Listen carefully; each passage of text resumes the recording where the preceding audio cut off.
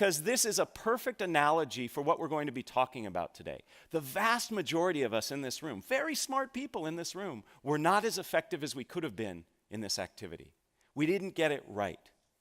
And the same is true when it comes to speaking in public, particularly when spontaneous speaking. It's little things that make a big difference in being effective.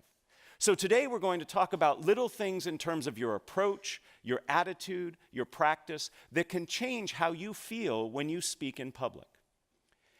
And we're going to be talking primarily about one type of public speaking. Not the type that you plan for in advance, the type that you actually spend time thinking about, you might even create slides for. These are the keynotes, the conference presentation, the formal toasts. That's not what we're talking about today. We're talking about spontaneous speaking. When you're in a situation that you're asked to speak off the cuff and in the moment. What we're going through today is actually the result of a workshop I created here for the business school. Several years ago, a survey was taken among the students, and they said, what are things we could do to help make you more successful here? And at the top of that list was this notion of responding to cold calls. Does everybody know what a cold call is? It's where the mean professor like me looks at some students and says, what do you think? And there was a lot of panic and a lot of silence. So as a result of that, this workshop was created, and a vast majority of first-year students here at the GSB go through this workshop. So I'm going to walk you through sort of a hybrid version of what they do. The reality is that spontaneous speaking is actually more prevalent than planned speaking. Perhaps it's giving introductions. You're at a dinner and somebody says, you know so-and-so, would you mind introducing them? Maybe it's giving feedback in the moment. Your boss turns to you and says, would you tell me what you think? It could be a surprise toast. Or finally, it could be during the Q&A session. And by the way, we will leave plenty of time at the end of our day today for Q&A. I'd love to hear the questions you have about this topic or other topics related to communicating. So our agenda is simple. In order to be an effective communicator, regardless of if it's planned or spontaneous, you need to have your anxiety under control. So we'll start there.